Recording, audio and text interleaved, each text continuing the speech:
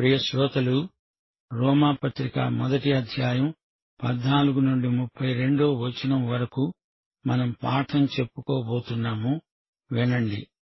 Greece దేశస్థులకు, Greece దేశస్థులు కాని వారికి, జ్ఞానులకు, మూఢులకు నేను రుణస్థుణ్ణి కాగా, నా వలన అయినంత మట్టుకు రోములోని మీకు సువార్త ప్రకటించటానికి సిద్ధంగా ఉన్నాను. సువార్తను గూర్చి నేను సిగ్గుపడేవాణ్ణి కాను.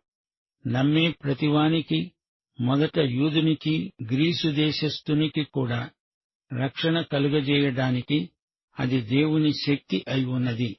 ఎందుకంటే నీతిమంతుడు విశ్వాసమూలముగా జీవిస్తాడు అని రాయబడిన ప్రకారము, విశ్వాసమూలముగా అంతకంతకు విశ్వాసము కలుగునట్లు దేవుని నీతి దానియందు బయలుపరచబడుతున్నది. దుర్నీతి చేత సత్యమును అడ్డగించే మనుష్యుల యొక్క సమస్త భక్తిహీనత మీద, దుర్నీతి మీద దేవుని కోపము పరలోకము నుండి బయలుపరచబడుతున్నది. ఎందుకనగా దేవుణ్ణి గూర్చి తెలియశక్యమైనదేదో అది వారి మధ్య విశదమై ఉన్నది. దేవుడు దానిని వారికి విశదపరిచాడు. ఆయన అదృశ్య లక్షణాలు అనగా ఆయన నిత్యశక్తి, దేవత్వము, జగదుత్పత్తి మొదలుకొని సృష్టించబడిన వస్తువులను ఆలోచించడము వలన తేటపడుతున్నది. గనుక వారు నిరుత్తరులై ఉన్నారు. వారు దేవుణ్ణి ఎరిగి ఉండి కూడా ఆయనను దేవునిగా మహిమపరచలేదు, కృతజ్ఞతాస్తుతులు చెల్లించనూ లేదుగాని తమ వాదములందు వ్యర్థులయ్యారు. వారి అవివేక హృదయము అంధకారమయమైంది. తాము జ్ఞానులము అని చెప్పుకుంటూ బుద్ధిహీనులయ్యారు. వారు అక్షయమైన దేవుని మహిమను క్షయమైన మనుష్యుల యొక్క, పక్షుల యొక్క, చతుష్పాద జంతువుల యొక్క, పురుగుల యొక్క ప్రతిమా స్వరూపముగా మార్చారు. ఈ హేతువు చేత వారు తమ హృదయమందు దురాశలను అనుసరించి తమ శరీరములను పరస్పరము అవమానపరుచుకున్నట్లు దేవుడు వారిని అపవిత్రతకు అప్పగించాడు. అటివారు దేవుని సత్యమును అసత్యమునకు మార్చి సృష్టికర్తకు ప్రతిగా సృష్టమును పూజించి సేవించారు. యుగముల వరకు ఆయన స్తోత్రార్హుడై ఉన్నాడు. ఆమేన్. అందువలన దేవుడు తుచ్చమైన అభిలాషలకు వారిని అప్పగించాడు. వారి స్త్రీలు సైతము స్వాభావికమైన ధర్మమును విడిచి స్వాభావిక విరుద్ధమైన ధర్మమును అనుసరించారు.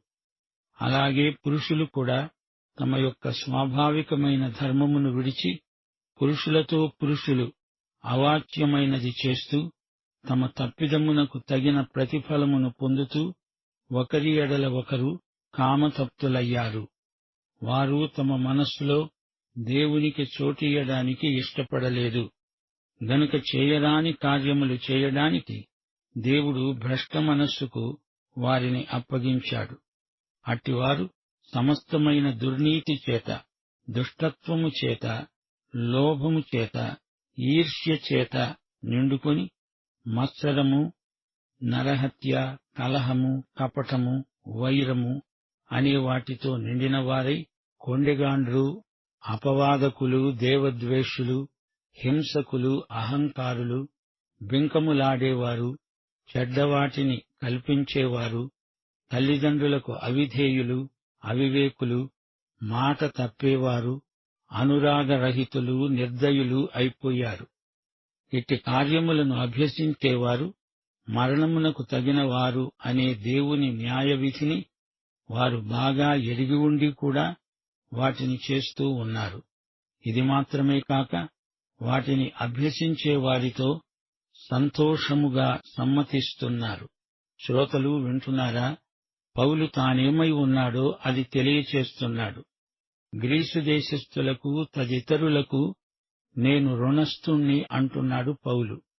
గ్రీకు సంస్కృతి ఇతరుల నుండి తనను తాను ప్రత్యేకించుకున్నది. గ్రీసు వారు సంస్కృతి సభ్యతలలో, నాగరికతలో, విద్యలో, జ్ఞానంలో లోకమంతటా పేరెన్నికగన్నారు. మిగతా వారు తమ కంటే తక్కువే అని వారి అతిశయం. కాని అది తప్పు అంచనా. రోమా ప్రభుత్వం ఈ అంచనాను గుర్తించింది. నేను అందరికీ రుణస్థుణ్ణి అంటున్నాడు పౌలు. ఇది ఎలాంటి రుణం? వారికి బాకీ ఉన్నాడా? అదెలాంటి అప్పు? పౌలుకు యేసుక్రీస్తుకు మధ్య వ్యవహారమిది.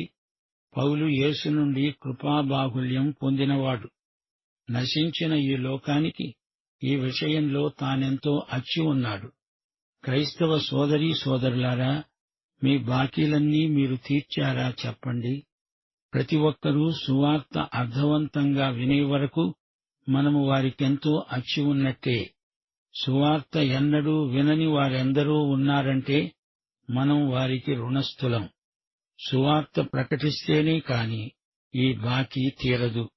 అందుకే పౌలు రోముకు వెళ్లాలని తహతహ చెందుతున్నాడు.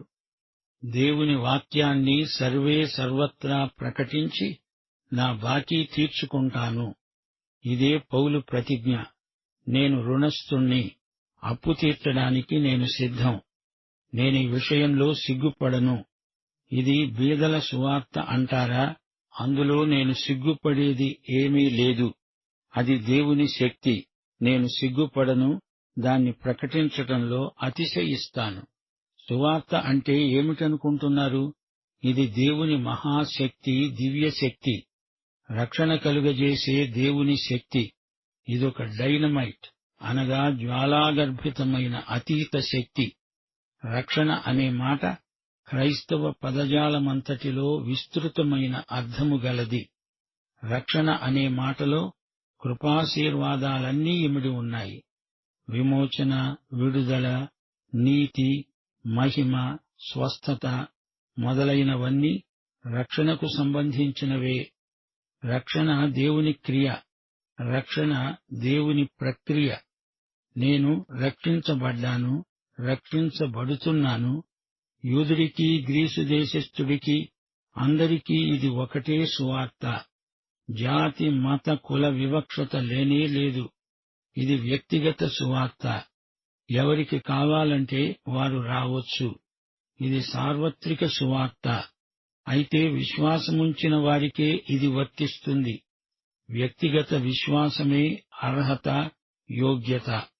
యూదుడికి మొదట అన్నప్పుడు అందులో యూదుల ఆధిక్యత ఉంది అనుకోకండి.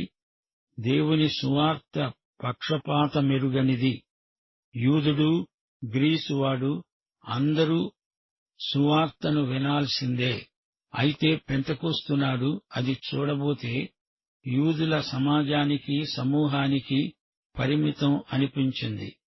తన యాత్రల్లో పౌలు సువార్తను మొదట యూదులకే తీసుకువెళ్ళాడు. యూదుల సమాజ మందిరాల్లో బోధించాడు, నిజమే. కాని అపొస్తలుల కార్యములు 13వ అధ్యాయం 46వ వచనమంటోంది, పౌలు, బర్నబా ధైర్యంగా మాట్లాడారు. అన్నారు, దేవుని వాక్యము మొదట యూదులైన మీకు చెప్పడం ఆవశ్యకమే. అయినా మీరు దానిని త్రోసివేసి మిమ్ములను మీరే నిత్యజీవమునకు అపాత్రులుగా ఎంచుకుంటున్నారు. గనుక ఇదిగో మేము అన్యజనుల వద్దకు వెడుతున్నాము. మొదటి తరుణం యూదులకు ఇవ్వబడింది గాని వారు అవకాశాలన్నీ పోగొట్టుకున్నారు, కోల్పోయారు. సువార్త ఒక్కటే. దేవుని దృష్టిలో జాతులలో తరతమ భేదాలు లేనే లేవు. సువార్తకు ఫలితం రక్షణ. సువార్తకు ఎల్లలు లేవు. అది భూదిగంత సువార్త. షరతు క్రీస్తునందలి విశ్వాసం. 17వ వచనం, నీతిమంతుడు విశ్వాసము వలన జీవిస్తాడు. నీతి దేవుని వద్ద నుండి బయలుపడింది. నీతి కేవలం దేవునిదే. ఇది మనుష్యుల నీతి కాదు. మానవ నీతి దేవుని దృష్టిలో మురికి బట్టలు. యెషయా గ్రంథం 64వ అధ్యాయం 6వ వచనం ఇదే మాట అంటోంది. దేవుడు పాపిని క్రీస్తునందు, క్రీస్తు ద్వారా చూస్తున్నాడు. క్రీస్తు పాపి కోసం చేసిందాన్ని బట్టి దేవుడు పాపిని చేర్చుకుంటున్నాడు. ఈ నీతి విశ్వాసము వల్లనే మనకు కలుగుతుంది. అది దేవుడిచ్చింది, నీవు అంగీకరించింది. ఫిలిప్పీ పత్రిక 3వ అధ్యాయం 9వ వచనం, క్రీస్తును సంపాదించుకొని ధర్మశాస్త్ర మూలమైన నా నీతిని కాక క్రీస్తునందలి విశ్వాసము వలననైన నీతి, అనగా విశ్వాసమును బట్టి దేవుడు అనుగ్రహించే నీతి గలవాడను. ఇది కేవలం దేవుని నీతి మాత్రమే. నీతి అనే మాట కొత్త నిబంధనలో 92 సార్లు వస్తుంది. 36 సార్లు రోమా పత్రికలో కానవస్తుంది. దేవుని నీతి అనే మాట రోమా పత్రికలో 8 సార్లు వస్తుంది. పాపము అనే దానికి వ్యతిరేక పదం నీతి. నీతి అనే మాటకు నిర్వచనం దేవునితో సరైన సంబంధం, దేవుడు నిర్దేశించిన స్థితి. విశ్వాసము నుండి అధిక విశ్వాసానికి మనం ఎదగాలి. విశ్వాసము ద్వారా రక్షణ, విశ్వాసము ద్వారా జీవిస్తాము, విశ్వాసము ద్వారానే చనిపోతాము, విశ్వాసము ద్వారా పరలోకానికి వెడతాము. విశ్వాసము నుండి విశ్వాసానికి జీవితకాలమంతా ఎదుగుతూనే ఉంటాము. హబక్కూకు 2:4 రాయబడినట్లు, నీతిమంతుడు విశ్వాస మూలముగా బ్రతుకుతాడు. ఈ వచనం రోమా, గలతీ, హెబ్రీ పత్రికలు మూడింటిలో ఉదహరించబడడం విశేషం. క్రీస్తు శిలువ మరణాన్ని బట్టి మనకు పాపక్షమాపణ లభించింది. అంతేకాదు, అతడు క్రీస్తునందు సంపూర్ణుడై దేవుని ఎదుట నిలవగలడు. దేవుడు తన కృపచేత నిన్ను రక్షించాడు. ఇందులో నీ అర్హత, యోగ్యత ఏమీ లేదు. మన విశ్వాసం ఆధారంగా దేవుడు మనల్ని రక్షించాడు. పాపానికి రావలసిన శిక్ష మాటేమిటి? దేవుని న్యాయం నెరవేరక తప్పదు. దేవుడు నిన్ను ప్రేమించాడు కాబట్టి ఆ శిక్ష యేసు తానే భరించాడు, న్యాయాన్ని నెరవేర్చాడు. క్రీస్తునందు పాపమునకు శిక్ష విధించబడింది. క్రీస్తు చనిపోయి నీకు నాకు పరలోకానికి మార్గం తెరిచాడు. ఈ విధంగా మనము రక్షించబడ్డాము. రోమాపత్రిక 3:25 ఇదే మాట అంటోంది. యేసు మన రక్షణకు వెల చెల్లించాడు.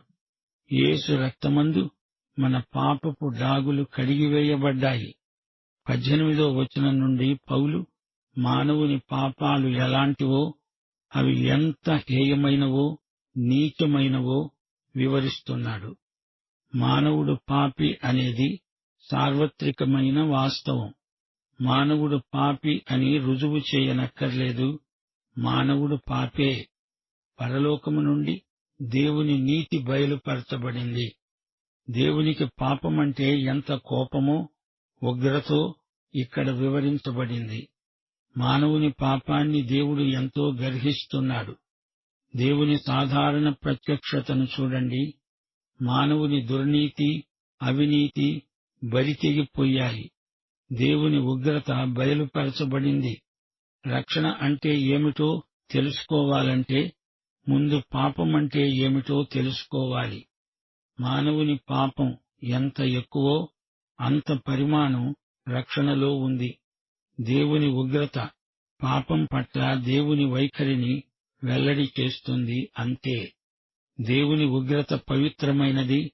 పాపాన్ని దేవుడు ఎల్లప్పుడూ ద్వేషిస్తాడు.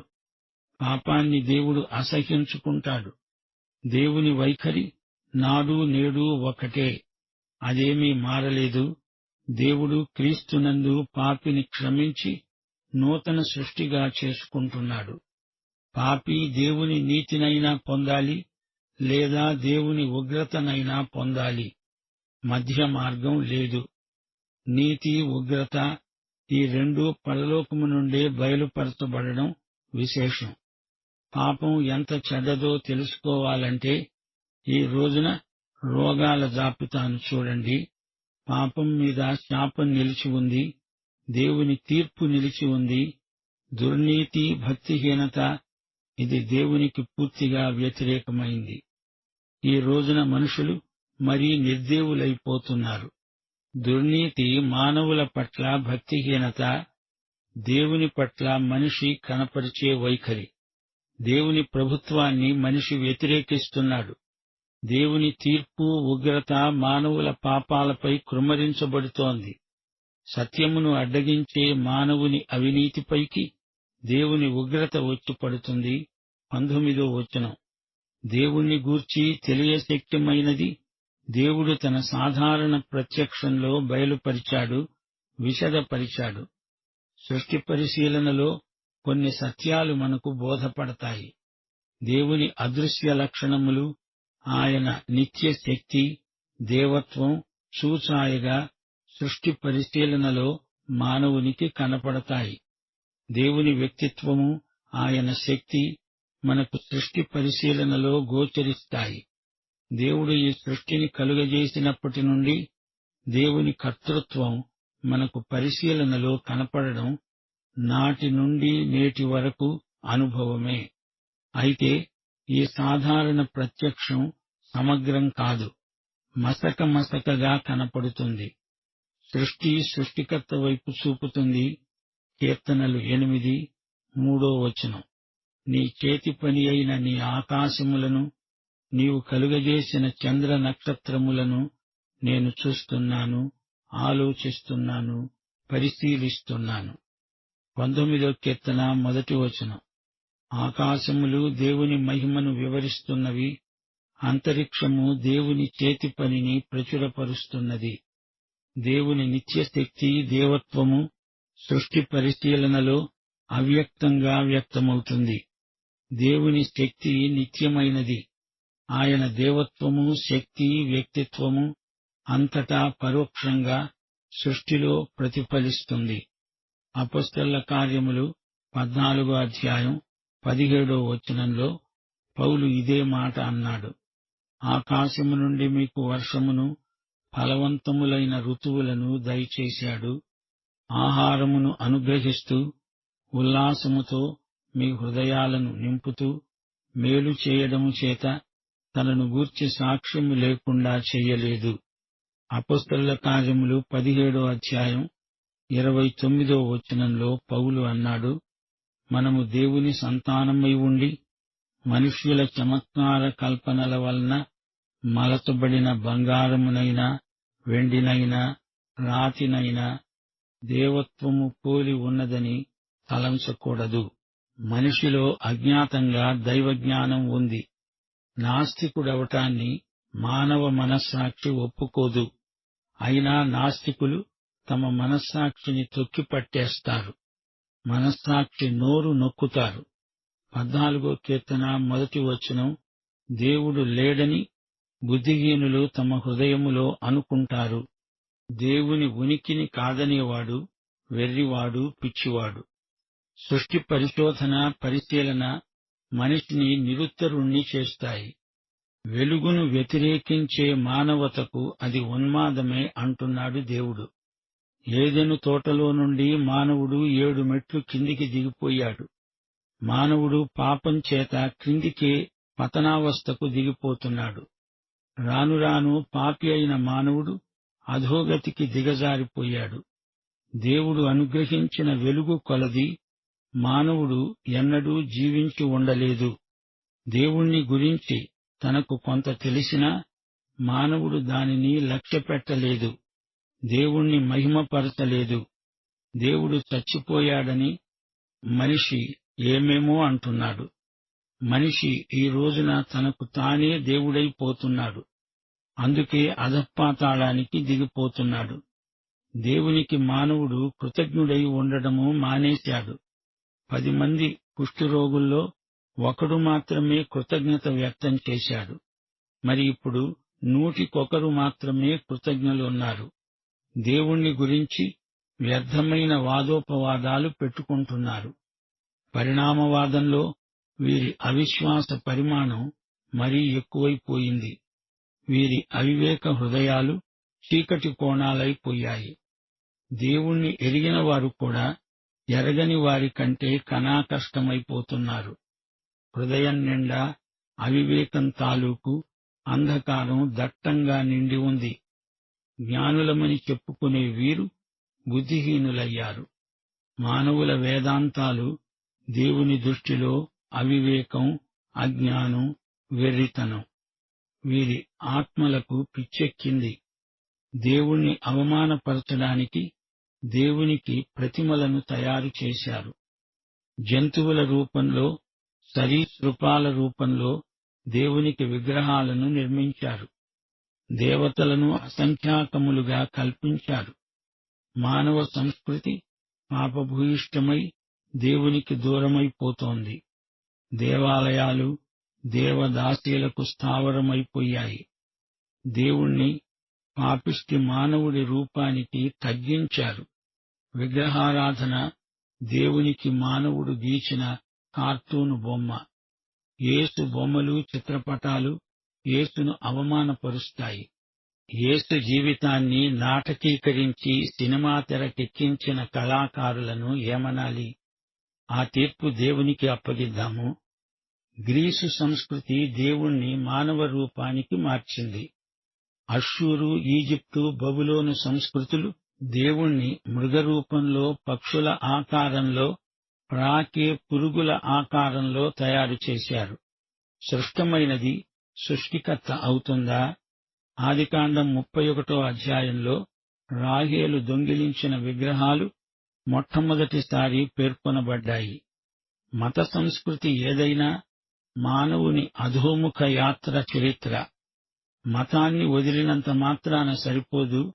మనిషి సజీవుడైన తన దేవుని వద్దకు తిరిగి రావాలి. మానవుడు ఎంత అసభ్య ప్రవర్తనకు దిగజారుతాడో 24వ వచనం నుండి చూపబడింది. దేవుడు వారిని అపవిత్రతకు అప్పగించాడు. తుచ్చమైన అభిలాషలకు వారిని అప్పగించాడు. దేవుడు వారిని భ్రష్ట మనస్సుకు అప్పగించాడు.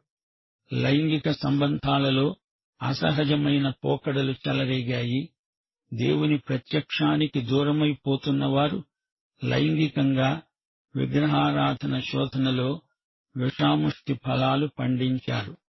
దేవుడు సత్యం. సత్యాన్ని అబద్ధానికి మార్చటం మహాపచారం. దేవుని నుండి సైతాను వైపునకు మరలారు. సైతాను అబద్ధానికి, విగ్రహ పూజకు జనకుడు. నైతిక భ్రష్టత్వానికి కారణమైన ఈ పాపాలను దేవుడు ఏవగించుకున్నాడు, అసహ్యించుకున్నాడు. ఇలాంటి కుసంస్కృతికి ఫలితంగా గ్రీసు ఆధ్యాత్మిక పతనం చెందింది.